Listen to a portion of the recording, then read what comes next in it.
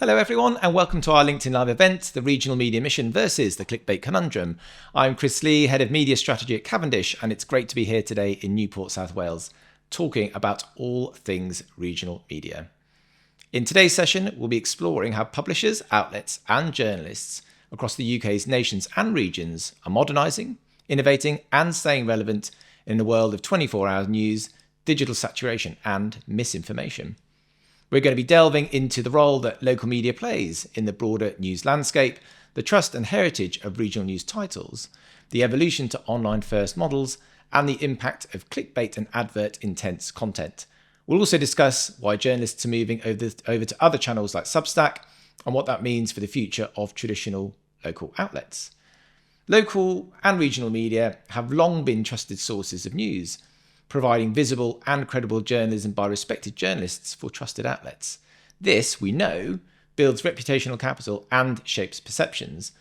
Across the UK, there are hundreds of journalists actively seeking fresh stories every day, offering organisations a significant opportunity to engage.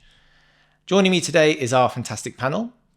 Jo Kiernan from Cavendish, Cymru, former political editor at ITV Wales and Senedd Special Advisor to First Ministers Rhodri Morgan and Carwyn Jones, and Will Hayward, a multi-award-winning freelance journalist, founder of the Will Hayward newsletter, Guardian columnist, and former political editor and Welsh Affairs editor for Wales Online. Also earlier, I spoke to Kathryn Stanczyszyn from BBC West Midlands, so we'll be hearing from her too on her thoughts, particularly on her views on regional TV and regional radio and how they fit into this picture too. For those of you that don't know, a few months ago we put out a report looking at many of the topics we're going to be discussing today.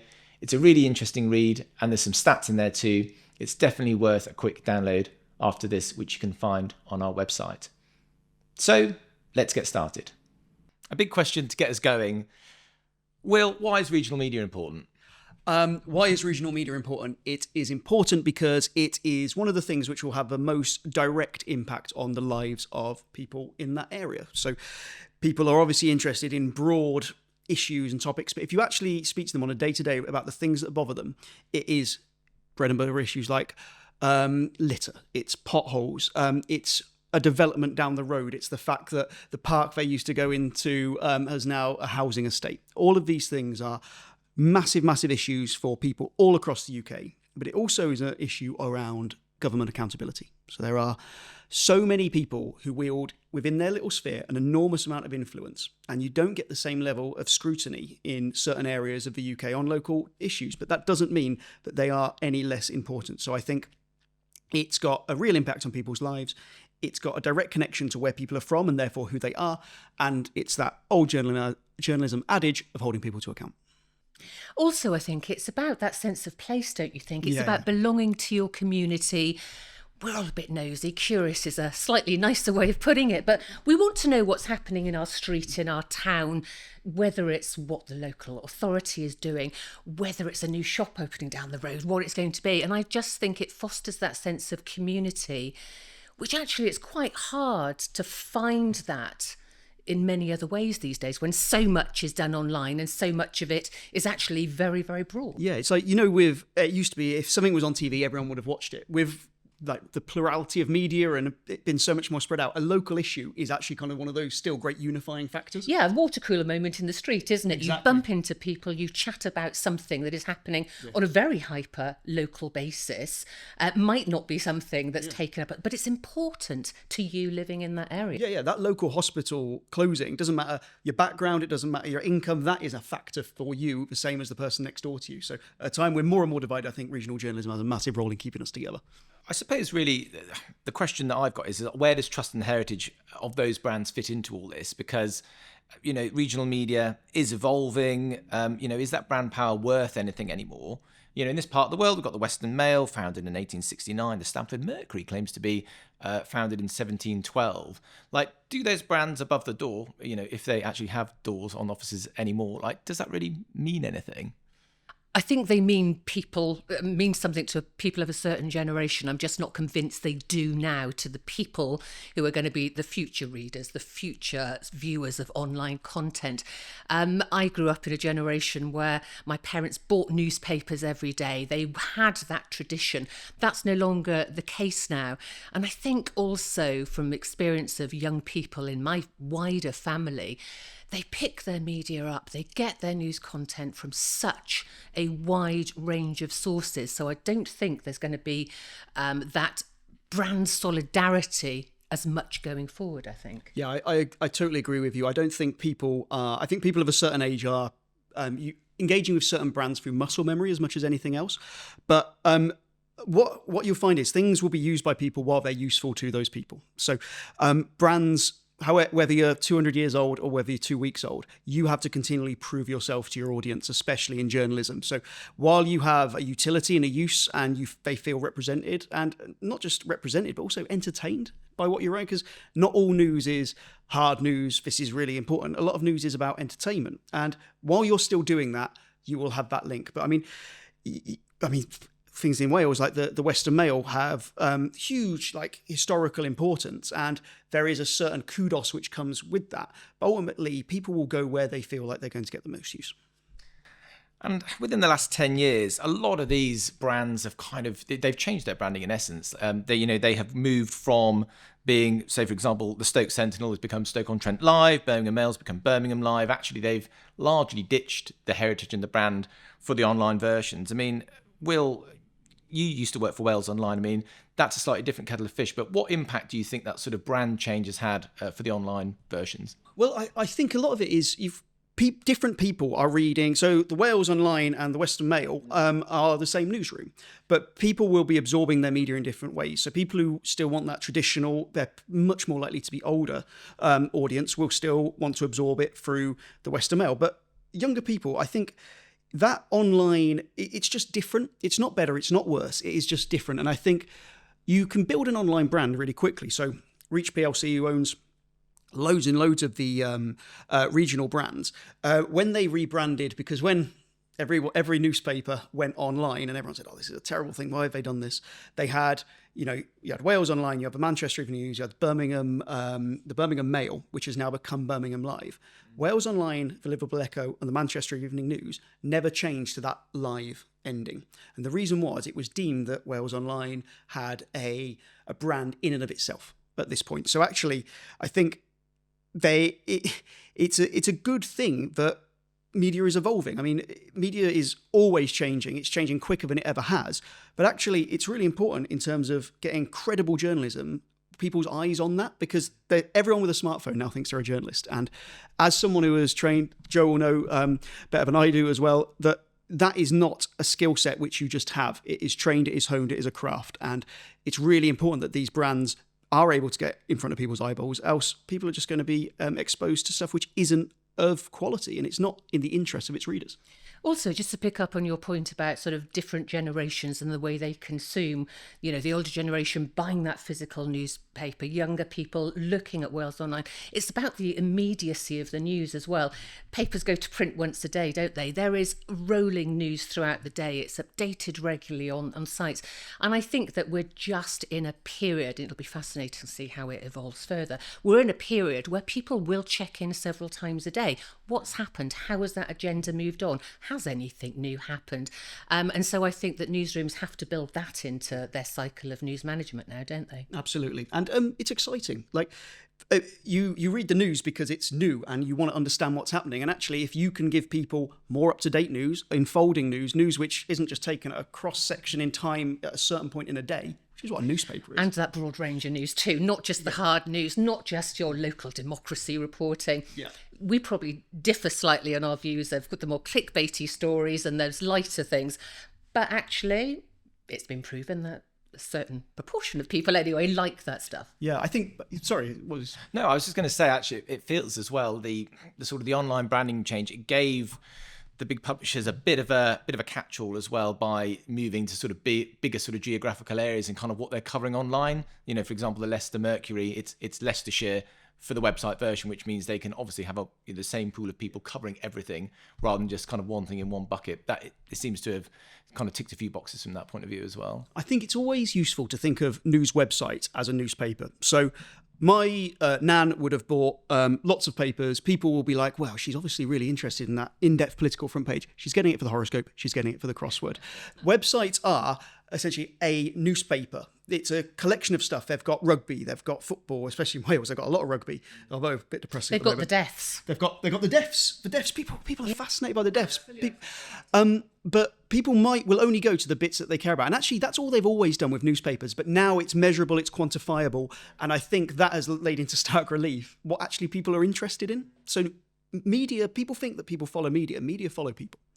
Yeah, and it's not just newspapers. We'll hear more about broadcasting in the future. But I was talking to someone from BBC Wales recently who was saying that there's a real focus amongst the broadcasters now, British Broadcasting Corporation, yet all of their journalists, their correspondents, their editors have been told to focus on online traffic. So you're not necessarily feeding a story in now to the TV news bulletin, to a radio piece. They're thinking online first. And that just shows how, I'm from the dinosaur age where, internet didn't exist when I started in journalism. But things have evolved, and that's the way we're going to go forward. Well, that sort of takes us on quite neatly to the next thing I was going to talk about, because, Will, you've recently moved from working for a big publisher to going freelance, and quite a few others seem to be doing the same. Could you just tell us a little bit about that and how it impacts the sort of journalism that you do? And I suppose really as well, like how should companies and organisations look to be engaging with freelancers in this sort of new world in which we're in? Well, obviously, I'd say strongly engage with them. So I was at Wales Online. I had the rarest of things. I had a relatively secure salaried investigative journalist role in regional news, which was, kind of the crown jewel of what you'd want. I've now given that up, and I run a paid-for newsletter. So it's a subscription-based newsletter, and it does investigative journalism. I say it's on Welsh politics. It's really on Welsh issues, because I don't really enjoy the idea that political journalism is just about politicians. I think it's about how their decisions impact people.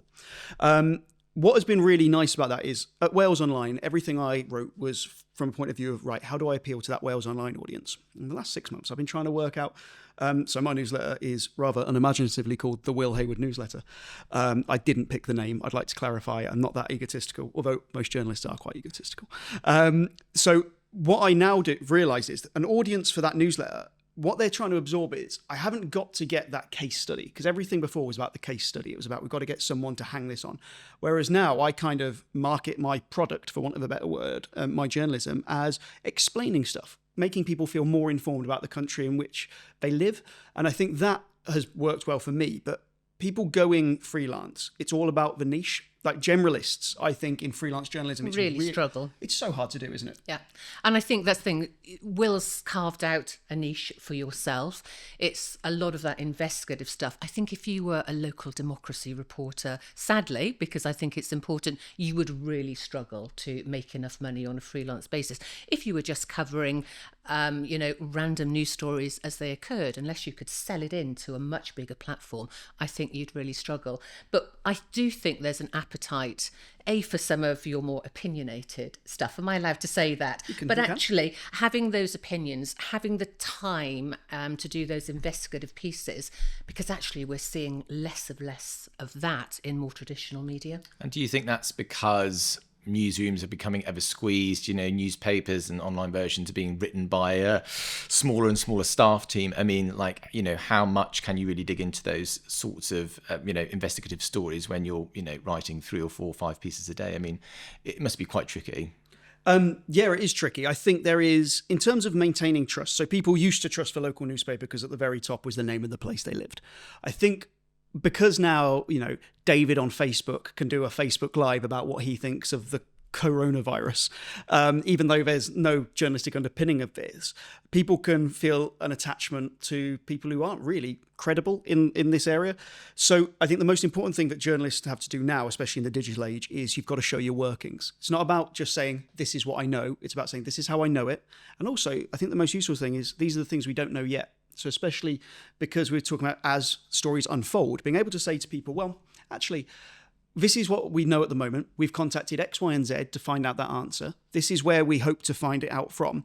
That gives people an insight into how the sausage is made, the journalistic process, and I think that inherently builds trust because people trust what they understand. And I think there is a real disconnect, and you've probably seen it as well, and people actually having a very limited understanding of what the news gathering process is. They just think as the news is there and a journalist thinks, right, how am I going to spin this? Yeah, or they've kind of like got one story to choose, and so whatever is offered to them, they're going to have to grab up. And it's so far from the truth. I mean, it's evolving completely.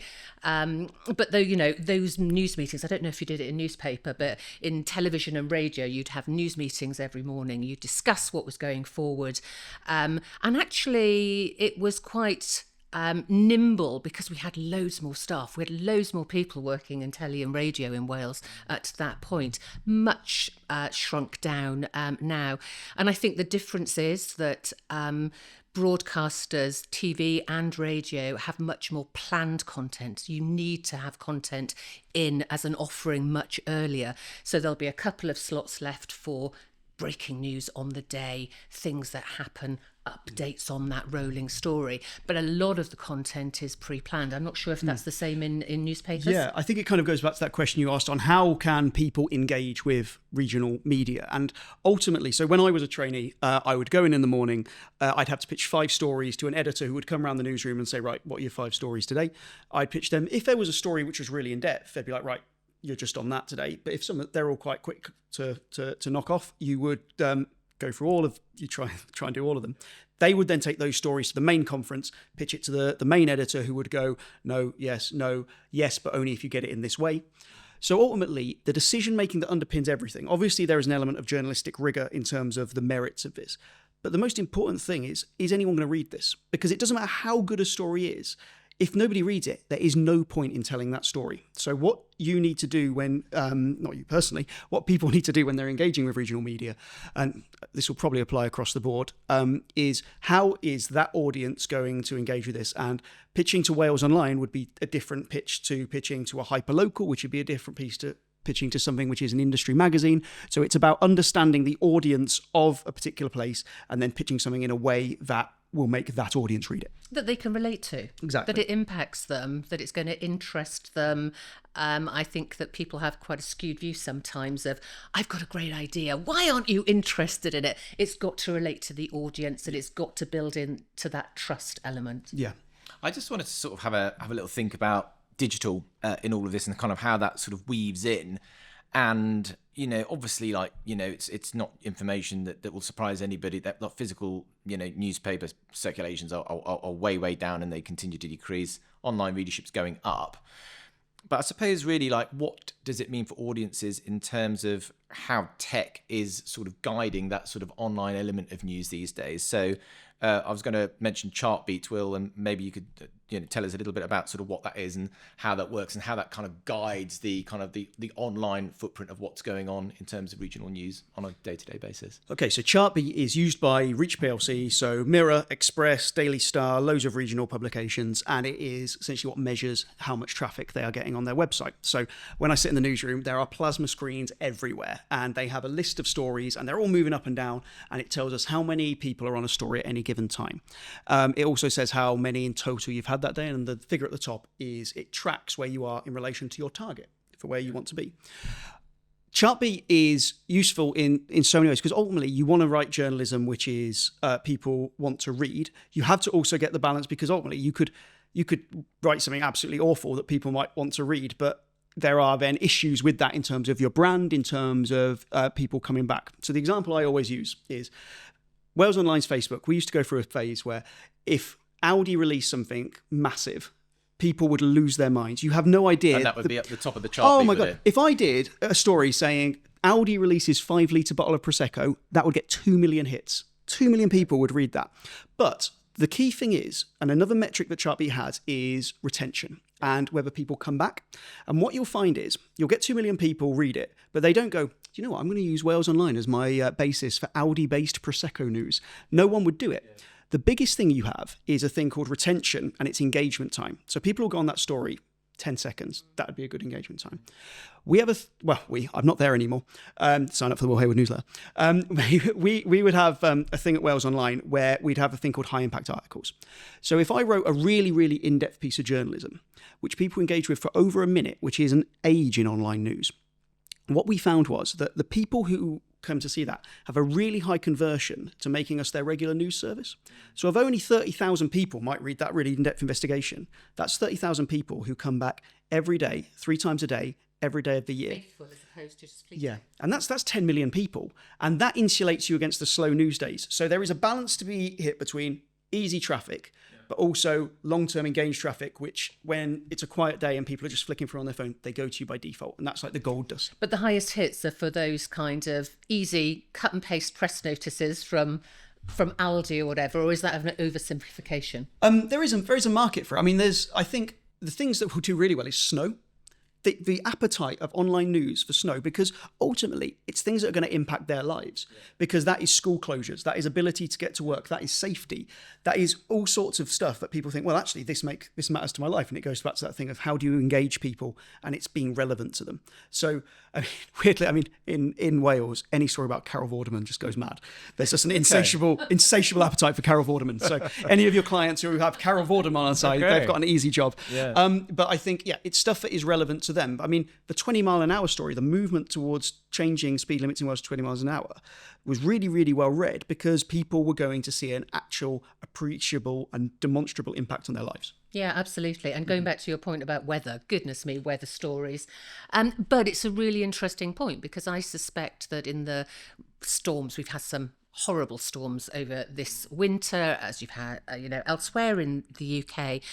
But those kind of incidents really drive people back to their local newspapers, their local online offering, because they need to know now whether the road is blocked. I come from West Wales where, roads were flooded, trees were down, no electricity for days on end. You needed to have those constant updates, but you go to your reliable sources at that point. Yeah. I mean, during Beast from the East, one of the most read stories I did was these are the roads that get gritted tomorrow.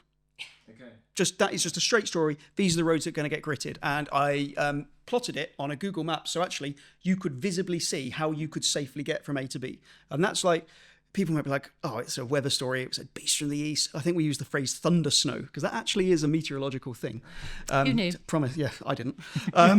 But people were able to look at that and go, that is useful to my life. So I think it's the trust. Yeah, exactly. I believe you. I can rely on you. I can get where I need to be. I suppose, just quickly, what's the flip side, really? I mean, obviously, things, a lot news outlets run this kind of digital first model now, and I guess there's a sort of dynamic shift throughout the day, seeing what's up the board and what's down the board, and kind of what gets pushed on socials and whatever. But what's kind of the downside to that? I mean, surely there's got to be another side of the story. So the downside from a newspaper point of view is if fewer people read newspapers are so much more profitable per person reading than a website is. The problem is if you don't have a digital first model, what you're doing is ignoring the actual reality of the world in which you live. There is a massive space for, I think, for people now read newspapers because when they've got time to. They're not reading it because I wonder what's happening in the world today. They're going, I want to understand what's happened in the world today. So things like analysis, things like in-depth interviews where you can peruse. Like there's a reason Sunday papers have held up better. It's because it's a day that absolutely it's the day that you can. Also, those longer form pieces, the opinion pieces, and I just think that, as you say, it's just the reality we're living in. It bugs the hell out of me that when you click on some local sites, you get all of the adverts popping up. But that's the way they have to make money. Otherwise, we can't have those journalists supplying those stories. Oh, I mean, believe me, no one is more annoyed at those adverts than the journalists who don't get read because of those adverts. But if you go back to the newspapers, think about what used to be in there. You were selling cars, you were renting houses, you were meeting partners, you were doing all sorts of stuff. That is all now done through Tinder, Rightmove, Auto Trader, online. So that was all ways of making money. That then has to move online. Now, there's an argument that do you have a paid for option online? But then we go back to that thing of the generalists will really struggle to monetize. So they go big on volume. They go big on harvesting your data. If you're not paying for something, you're the product. So it is tricky. It's just a new world. I don't know if it's a better or worse world. It is just a challenge. But it also drives innovation, and it makes us change how we tell stories. Because ultimately, although everything about journalism changed, Joe will know as well, it's all about just good stories told well that are relevant. But I would add that I hope that the innovation extends to finding a better way of dealing with the need to monetize that content rather than adverts popping up all of the time, because actually it does a disservice, as you say, to the journalist, because sometimes you just think, do you know what? I've read the first paragraph. I'm annoyed now. I'm going to click out of it. Yeah, the tough thing for Reach especially, I know this isn't just, Reach isn't the only form of journalism, but who are they competing with is the BBC, who don't need to put any adverts at all. Who they're competing with is other newspapers which are loss-making but are essentially useful tools for very rich people, so they don't need to have those adverts on. So actually, Reach is one of the few ones which is a PLC, which is answerable to shareholders. So they're the only ones really that have that financial imperative with, we don't make money, everyone who's making a decision is gone. So it is a different model. It's a challenging model, but it's if anyone watching this can think of a better way to do it, let me know and we'll be really rich together. So let's dig into it as we're talking about it. I mean, like some, not very many, but like a small handful of these regional titles are paywalled, and they've gone down that road. And how do we think that kind of like fits into this mix? Like I'm thinking about the Yorkshire Post, for example, is paywalled. Like where does that sit? Well, does it sit comfortably in terms of consumer habits or not really? I don't have any problem at all with people paying for journalism. I think that is what the model you had when you paid for a newspaper. Like, you're paying for that service. It's one of the few things which people are like, well, I should have that for free. And it's like, well, okay, but you're going to get this advert because no one's just going to give you this out of the goodness of their heart.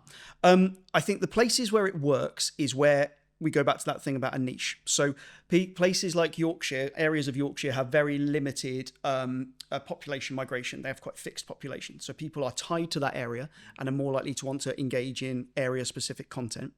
I don't want to just keep talking about Wales Online, but for example, I think the things they could monetize would be their rugby coverage, because it's top quality rugby coverage you can't get elsewhere. And also traffic. Like the most read stories on Wales Online every week will be M4, and that's because it has a direct impact on a lot of the people living in that area of South Wales. So I have a lot of time for paywalls. They're paying my mortgage right now.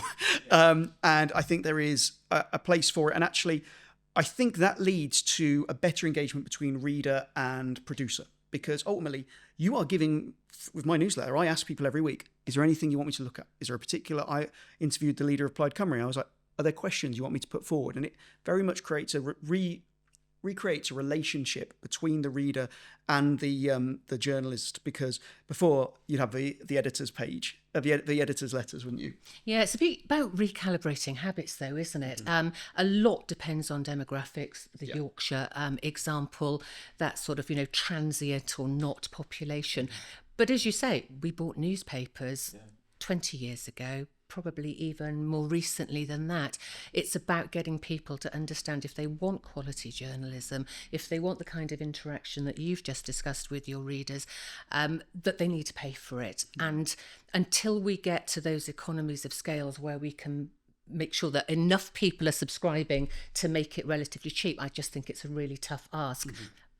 But we're not going to get the kind of journalism we want in the future unless we can. It feels to me, we'll move on in a sec, but it just feels to me like there's a bit of a tech gap in all of this, really. There's got to be a happy medium between websites that are so advert intensive that they crash your phone and, going to a paywalled site which never seems to remember my password.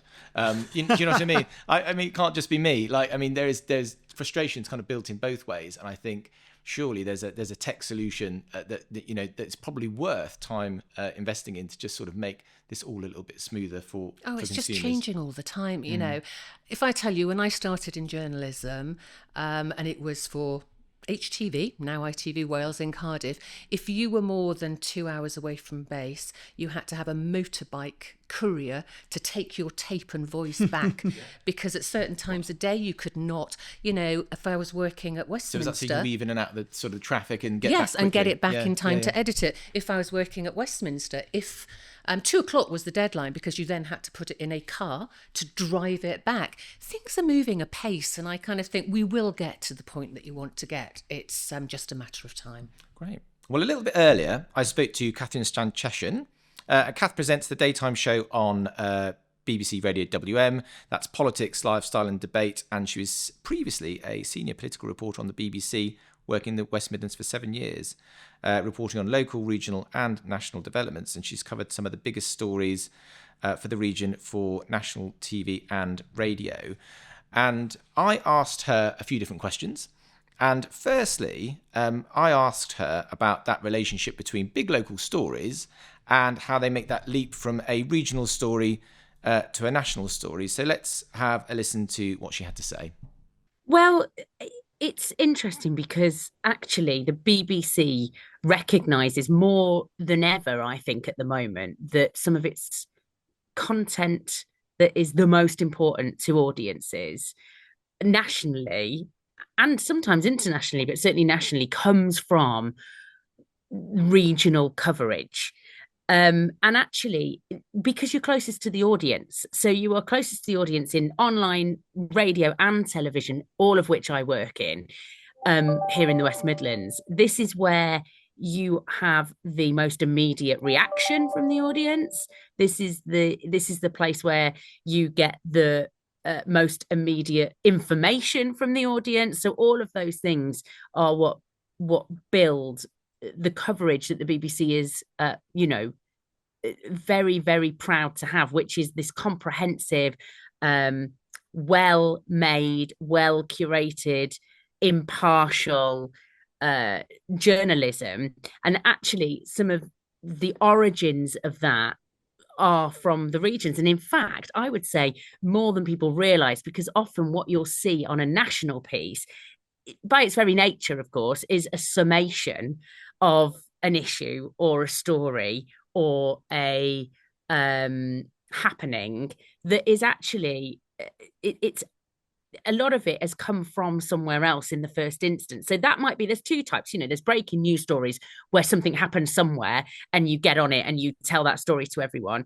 But there is a lot of journalism around something that someone's heard about or something that's happened, and then you are finding out about it, putting it together. And actually those case studies, those the analysis often comes from experts who are in the regions, and the correspondents who are the sort of work for the big departments, so society or work and money, they will be the first to admit that a lot of that content comes back down from somewhere that they've found.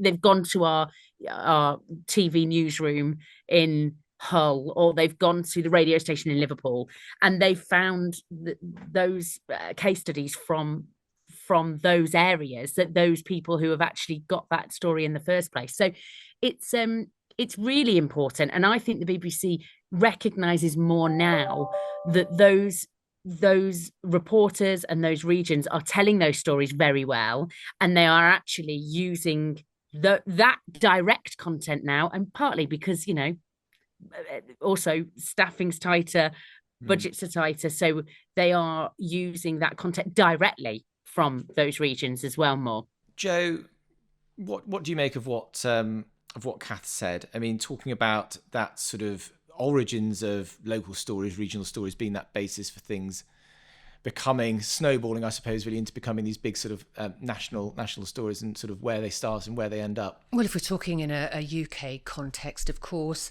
everything is local to an extent. If you're sat in London, you're not going to know what's happening in the north of England, in Scotland, Northern Ireland, Wales. There will be a kernel, whether it's picked up from a phone call to a news outlet, whether it's picked up from local radio, local newspapers. I think it's very rare that a network journalist in London would be the origin of that story. So I think sometimes they can be really slow brewers, and actually you probably know this more because I'm sure you will have had examples of stories that you've worked on for a very long time that then get picked up. In broadcasting, it tended to be the fairly big stories that would be picked up very regularly by network, but everything is locally. Do you ever get a sense, you think, this one's going to go really big, and then maybe it does or maybe it doesn't? Is there a secret sauce to it, or is it just sort of a bit hit and miss? I think there's so many factors that decide it. So a lot of it depends on what is happening elsewhere. So a story which would be really big one week, because it's eclipsed by something else, won't be. I think a lot of it is getting into the story early and then it being able to unfold, because coming to a story late is quite a hard story to tell. I think what I find that's quite useful in terms of the actual act of news gathering is because regional journalists, local journalists are on the ground all the time, and they're speaking to people and they've shown an interest in something from the start, it is much easier for them to get people to speak to them. Like the amount of times that I've turned up somewhere and you've had someone from, the Mail there who's asking questions and people are like, no, I don't really want to talk to you, but I'll say, actually, I'm, coming from the Murphy Express. And they were like, oh yeah, you did the obituary for my nan. That is a connection which is a long-term investment. And that is, especially covering Welsh politics, is an endless source of frustration, is the amount of times that I will see I hate referring to Wales as regional, really, because it's a country. But you'll Thank you, Will. Yeah, it's very frustrating, isn't it? But in a media sense, it is regionally focused. So I do understand it from that point of view. But you'll see a national columnist who will say, the Welsh government, isn't this awful? They're doing X, Y, and Z. Wales has been run really bad. And I'm like, well, actually, yeah, Wales has got a lot of issues, but if you actually cared about it, why aren't you at every single press conference? But it's the generalisation as well. They'll take some things, sweeping yeah. statements. And it goes back to your point about not talking to the Daily Mail journalist or Daily Express and, a local Merthyr journalist. It's about trust. They trust you to tell that story properly, to not lie, to not kind of, be slightly creative. And I think that's a big issue with people who sweep in to do a story and sweep out again. Well, we know from the research that local and regional media has much higher levels of trust than national media. And I asked Kath about that, and I asked her how much of that actually comes down to the broadcasters like Kath herself, and this is what she had to say. Crucially, it boils down to what you're doing in your local community as well, because for instance, I've done a radio show for the last 3 years, a daily radio show, which is probably the closest you can be to any audience, actually, I would argue, because you are doing a live program where you've got a community as well. So you're building a very close relationship there. That trust that you are able to know what you're talking about, deliver it in a way that people understand, but that it's something that's been done properly, that has been verified, that has been checked. I would say that's more important than ever, because in a world where you can go online, you can go onto your phone and get a TikTok of the bins in Birmingham, for instance. We're in another bin strike in Birmingham.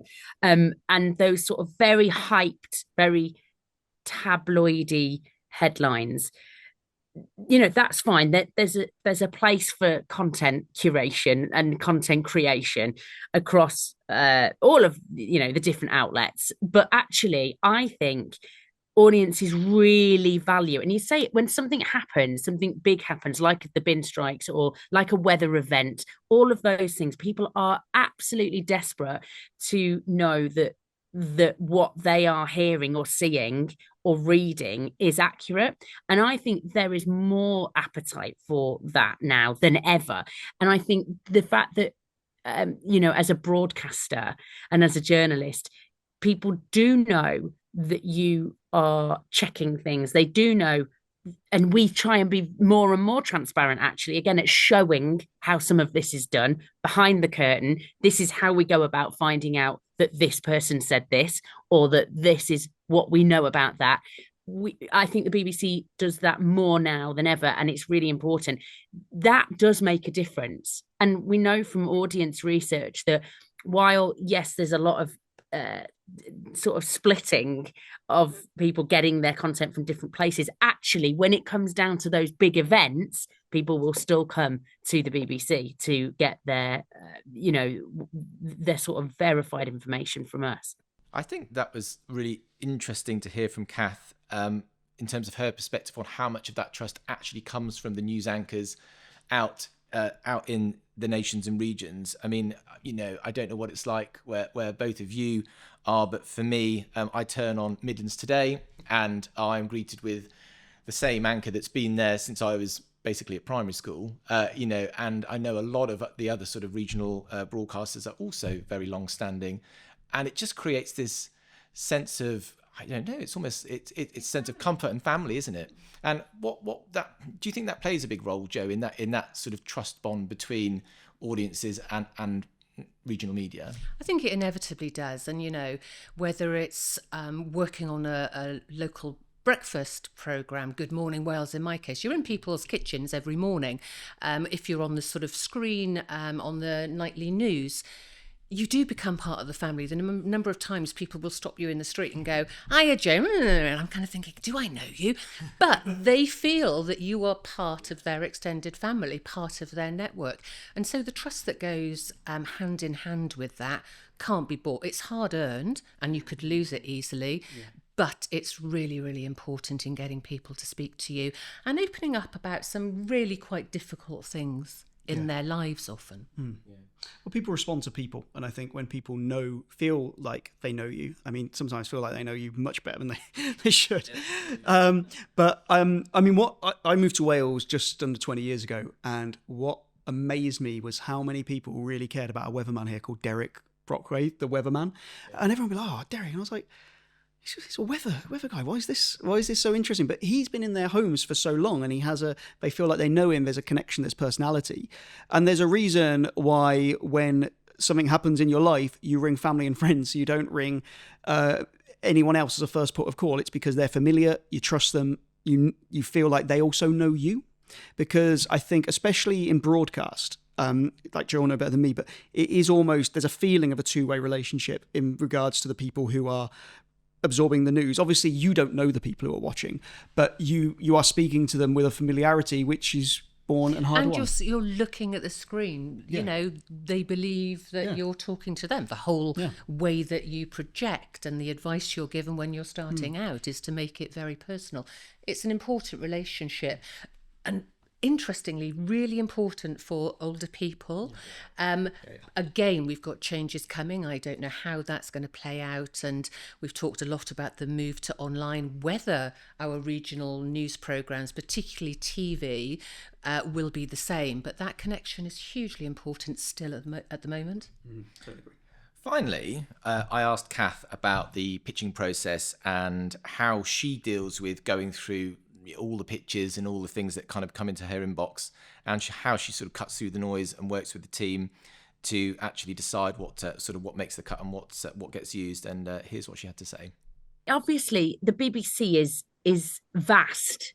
It's quite a unique media broadcasting organisation in the sense of the scope. So the amount of radio stations, the amount of TV content, all those different things. So it's kind of you are talking much more broadly, and I can only talk about my bits of it, but I have worked across all of those three main platforms quite extensively in the region. And what's different now, which I think is very good, is that we're working together more collectively. So it used to be quite siloed in the way, because they are very different mediums. Radio, TV and online they're different mediums. They have different needs. They have different timescales as well. But it is crucial that you are all informing each other now, because the landscape's changed and the way we gather content has changed. So, that is actually, there's been big efforts made over the past few years to make sure that now as a hub, we are working together more and understanding what each other needs. And as someone who's worked across all of those, I think that it's interesting. You will still get press release from X saying something that you think, well, that's quite interesting, and you're absolutely maybe setting that up for radio. So say that's come into me directly, which it does quite a lot, and I'm thinking that's a great story. It's something going on in Wolverhampton, and it's an exhibition finding it all about weird hobbies, for example. Okay, fine. Then you're going, right, okay, I want to set that up for my show, but you are feeding that now directly into a process that then is looking at whether we can do that on the day for the other outlets, and then how we'd work together to do that. That's that has become much more streamlined in the last few years, and it's brilliant. I mean, there's some challenges because they are different, but those kind of press releases do still absolutely get picked up. In terms of how you cut through, with that. I mean, the good thing about the Beeb, again, is that broadness. So you've got a lot of different hours to fill, a lot of different content is needed when you're doing a 4-hour radio show daily, and then you put in all the others. But the difficulty with that is that actually you are looking again for those things that might work now more broadly for everyone, and actually to be able to show that is a major benefit, because the broadness sometimes is too broad, so it's there's a lot of different need for content. But I would say, again, the cut through, I mean, for us locally, you want a good local story, right? You want something that is local, and the same things apply as always have, which is, if you've got something and it's a good story, what are you going to give me from it? What can you give me? What person can you give me? It's all about the human being involved, which is all storytelling. What are you going to bring me that I can then go, well, that's an example of that story right there. That person, will I be able to talk to them? What more am I going to get out of that? What content can I then write that up as? What can I do with them? Can they go on telly, etc.? All of that, I think, if you're thinking about all of that together when you're pitching a story, that's kind of the way it needs to be now. It's quite interesting hearing about sort of the process that happens kind of behind the scenes in terms of kind of what makes the cut and what doesn't. Both of you have got years and years of experience in journalism. So what were you guys always looking for in terms of what makes the cut and sort of what cuts through the noise in terms of stuff that lands in your inbox? I mean, that must be quite tricky to sort of stay on top of everything, but sort of what would your advice be, I suppose, to organisations that kind of want to cut through and make a positive splash, and and then ultimately what's the value in it? I'm happy to go first on that. I think the most important thing is to bear in mind that what you're sending out, if you're sending out an emailed press release, is probably going to get about 3 seconds of someone's time and might just be the subject line. So good subject line. Don't use the word stakeholders, for crying out loud. Okay. Don't say we engaged with stakeholders. Oh, no. Okay. Speak like a human being. Yeah. I think also it's going back to that point of, why would anyone read this? The issue that a lot of organisations, especially politicians, have is that they assume that because they are interested, people are broadly interested in it. And actually, I think the best advice I give to people is, you don't need to give, here is a completed story, to a journalist. What you need to do is say, here is some raw materials, put the most interesting parts of your raw materials forward, because the journalist will think, how can I make that story? So if you were to give me a piece around 20 miles an hour or NHS waiting lists, tell me some headline figures. I will know intuitively what my audience would want. So at Wales Online, it would be a different way of selling the same story, even when I'm doing my newsletter, for if I'm doing, I write columns for The Guardian. All 3 of them, I will use that story, but I will use it in a different way. So you don't need to give them a completed story, because actually, if you go, here is a story, publish that or don't, they're usually going to take the second option. If you say to them, here is something that is fundamentally interesting, there's no stakeholders involved, they will be able to think for themselves and come to a conclusion, and are much more likely to take that up. Obviously, you then need really good policy professionals, really good PR people to make sure that you are having your organisation's representation within that. Yeah. And as a journalist, if somebody gives me information, I'm always going to credit the source of that and offer what is there needed from their perspective. But I'm also never going to be a mouthpiece for anyone else. So don't try and make them that. So can I push back a little bit on that, Will? Because I just want to dig into this a little bit more, because please. Quite often we will see these days a final piece that ends up running is extremely similar to the press release that gets sent, if the press release has been sort of done in the right way. And I suppose my advice to people is always try and present something in a simple, short format, which kind of matches the outlet you're sending it to. I think it depends on outlet, doesn't it? Yeah, well, that's what I sort of want to get a gauge on, really. And it goes back to that point that was just being made about, the BBC, for example, having lots of radio shows, not just news programmes, but their phone-ins, etc., versus the website, versus the telly news, etc., current affairs. And so I think where that you might get away with that is for online. there's a lot of cut and paste. Sorry, Will, but there is a lot of cut and paste. Depends on the because outlet. no, of course it does. But there is a certain amount of that. I think if you're trying to engage a journalist into doing something more than that, that's a completely different thing. It's about relevance. It's about how is this going to resonate with my audience? It's about how can I take this on? It's about, are there decent case studies? Are there people I can talk to?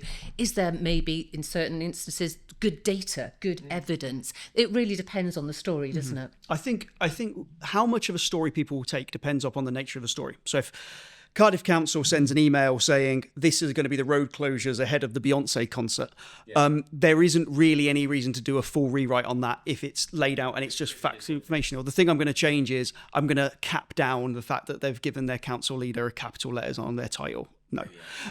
But if somebody sends me an email saying, we funded the opening of a new park, there's no way I'm writing that as a story, but I might do, here is the before and after for a really deprived area of a city. I might do that. I might completely rewrite that. So it depends on the organisation, it depends on the story, it depends on the journalist in question, and it can even come down to what time of the day they're publishing it. So, my advice would always be to trust that the journalist you're sending it to is good at their job and diligent, and give them the tools to write a good story which is going to represent the issue you also want to highlight. And I think picking up on that point, it's about pitching it to the right people, isn't it? There are certain journalists across all regional media that specialise. There are some that are generalists. It's picking those targets quite well. But as you say, having the tools you need to be able to engage in the conversation that follows, if you're lucky enough to pique interest, and then be able to work with them on the follow-up story. And also look at what else they're writing. So if I've written 10 Beasts from the East stories in the last 24 hours, like certain organisations are really good at, like the AA always send out in the middle of a snowstorm, these are the things that you have to have in your car ahead of going out in snow, or these are 5 checks you can do to keep your family safe. That is going to do much, much better than if you send that on a sunny day. And the amount of people who don't do that, the amount of like people who will send out a thing about hay fever on a day that it's raining. I'm like, no, sunny day, send that, and then it's going to get picked up. Or if we're doing other stuff on it, like just 5 minutes of looking what they're making prominent on their website will show what sort of stories they're interested in and what they're more likely to pick up. And I think that's a really good point. It's about being fleet of foot as well, because I often say to clients that look what else is happening. I mean, you can pre-plan and sometimes that's needed, but horizon scan, see what's going on in local media and actually just jump on an opportunity, another angle. And I think sometimes because people are in that mindset of no, we're going to do this and plan our press notice and we're going to put it out on a certain day, that's not capitalising on opportunities along the way. If you're a broadband company and you see a organisation's done a lot about rural poverty, that could be a really, really good hook to talk about why your broadband is really, really helpful. So have a look, think about it. That would be my main advice. There's one last thing I just want to dig into before we wrap up, and that is just talking a little bit about the local democracy reporting service and how it's a joint venture that's come in the last few years between the BBC and regional publishers, which is essentially hundreds of journalists across the country, particularly plugging into local politics and local councils. We have a lot of clients that are in the property sector, and there's nothing, I think, as we all know, that gets pick up in regional news like a planning application, sort of, whether they're controversial or not controversial, whatever, they do get a lot of pickup. But I suppose really just what impact do you think the local democracy reporter service has had? What impact do they have? And what do you think that means for organisations and companies, and particularly those in property, for example? I absolutely love the local democracy service. I think if you're talking about a way to underpin good solid local journalism financially, that is a really, really good way of doing it. Because essentially what you've done with that scheme is you have put people in those rooms covering that, regardless of whether there is a guaranteed newsline. So if I run a small, like Wales Online, for example, had much more reporters than this, but if I run a small outlet and I have 8 reporters, which would actually be fairly decently sized nowadays, I want 2 of them to be working the weekend, so they're off in the week. I've got one that's going to be in a court case all day. Then I've got, say, 5 or 4 reporters left. If I'm going to say to them, you're going to go and sit through this 6-hour council meeting, unless you know that there's going to be something that's going to drive traffic to your website, you are not going to give up 20% of your staff on a punt. What the Local Democracy Report has done, it's not only meant that there's always going to be people in that room covering it, it also means that there's people with innate knowledge of local issues over a long period of time. Because if I went, you stuck me in from the Midlands, if I went to, Warwick Council and sat through that, I might hear something and I'd be like, okay, that seems fine. But if I'm a local reporter who's been in there for a year, I know this is highly contentious.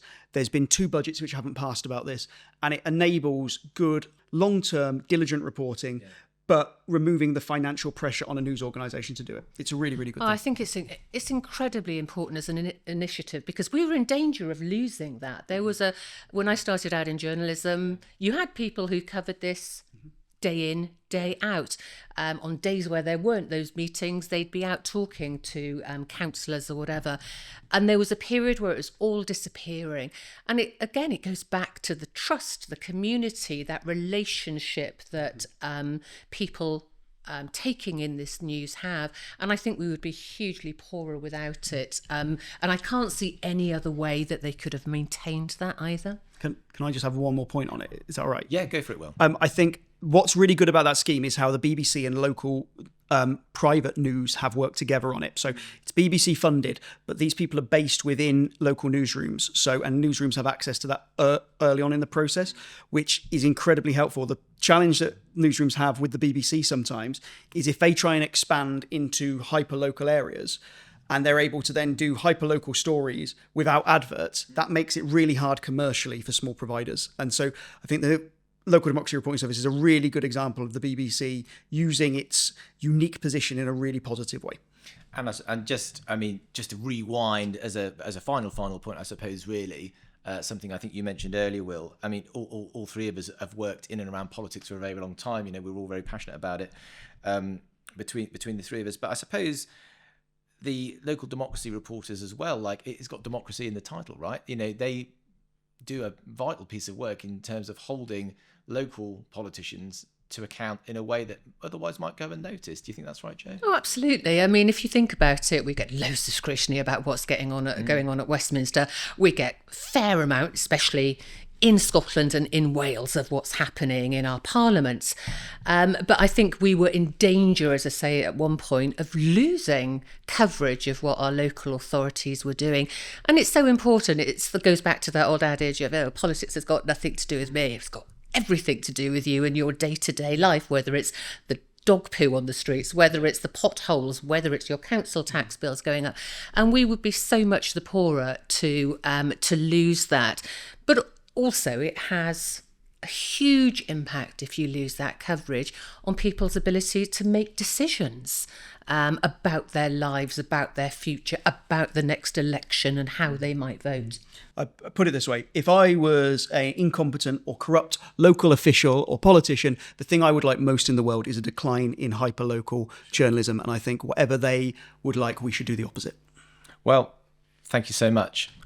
Well, I think that's it. I think we're just about out of time. Huge thanks to our contributors today, Joe Kiernan, Will Hayward and Kathryn Stanczyszyn, and the technical and creative teams both at Cavendish and here at Heyman Media in Newport. We've covered a lot of ground today, from the importance of local media and the trust it holds, to the challenges presented by clickbait and that drive for online engagement.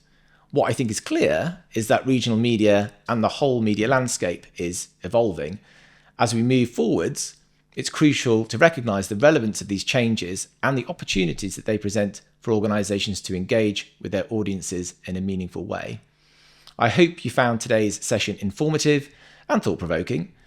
If you have any further questions or would like to continue the conversation, please feel free to reach out to us, which you can do through our website. Have a great day, everyone.